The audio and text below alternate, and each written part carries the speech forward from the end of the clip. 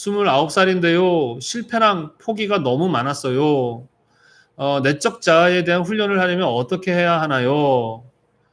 29살인데 실패랑 포기가 당연히 많죠. 삶은 있잖아요. 계속 실패하고 실수하는 게 반복될 거예요. 선생님 지금도 그래요. 그런데 공부도 마찬가지예요. 그러니까 선생님한테 배우는 친구들이 처음부터 잘하려고 하는데 그건 말이 안 돼요. 처음부터 잘하는 게 아니라 계속 실수하는 거예요. 그러면서 시간이 지나가면서 실수를 줄여나가는 거예요. 안 할 수는 없어요. 실수를 뭐 하는 거다? 줄여나가는 거예요. 그래서 29살까지 실패랑 포기가 너무 많은 건 당연한 일이고 이후의 삶도 계속 실수하고 실패할 거예요. 그런데 지금까지 살았던 게 만약에 10번이었다면 이제 살아갈 때는 5번으로 줄여야 돼요. 30대는 5번, 또 40대는 2번, 50대는 1번. 그리고 어느 정도 실수 안 할 때면 이제 죽어야 돼요. 네. 그런 거야. 그래서 실패하고 포기를 너무 많이 한 것은 저도 그랬고 많은 사람들이 다 그렇게 했습니다. 왜 그렇다고 그랬어요? 처음 해보는 거잖아. 이제 30살, 31, 32, 29살까지 살았는데 이제 30살 살아봤어요? 안 살아봤지? 30대 살아봤어요? 안 살아봤잖아. 그러니까 안 살아본 30대를 어떻게 더 얼마나 처음 해보는 삶인데 그러니까 실패하고 자꾸 실수할 거예요. 그런데 이제 지금까지 했던 실수는 이제 안 하려고 노력을 하셔야 돼요. 그러니까 실패와 실수가 나쁜 게 아니야. 당연히 그렇게 해야 돼요. 그런데 어떻게 그 실수와 실패를 반복하지 않으려고 근데 웃긴 게 한 걸 또 실수하고 실패해요. 그런데 안 하려고 노력을 하셔야 됩니다.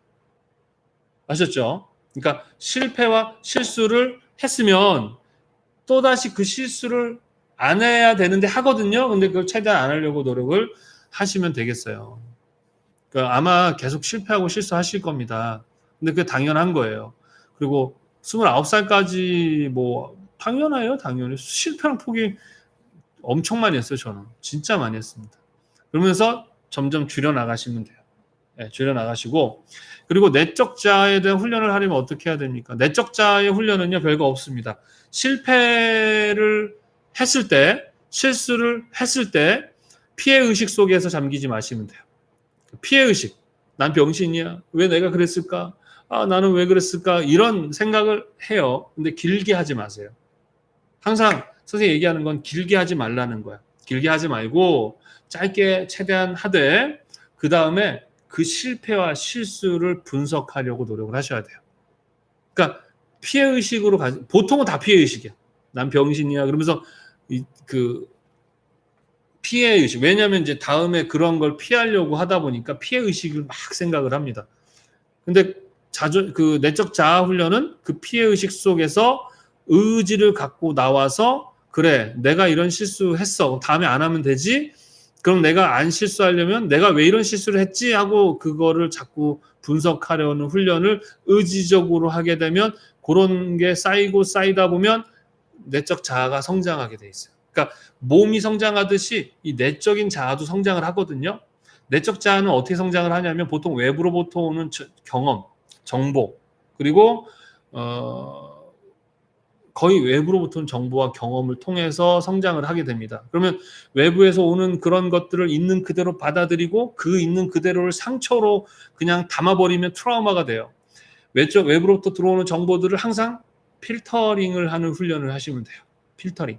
우리 디자이너에게 제가 항상 요구하는 게 그거거든요. 필터링 하라, 필터링 해라. 그러니까 정보가 들어오면 그것에 대해서 내가 어떻게 해석하고 분석하고 필요하다면 담고 필요 없으면 버리고 이런 훈련들을 하셔야 됩니다.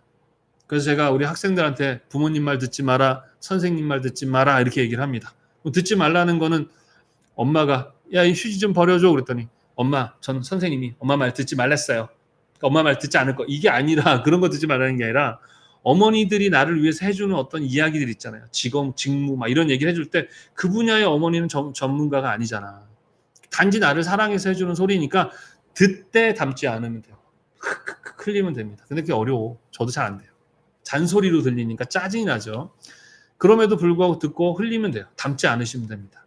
그 부모님이 전문가인 것만 들으면 돼요. 엄마가 결혼하지 말라고 하는 건 안 하면 돼요. 그건 엄마 전문가니까.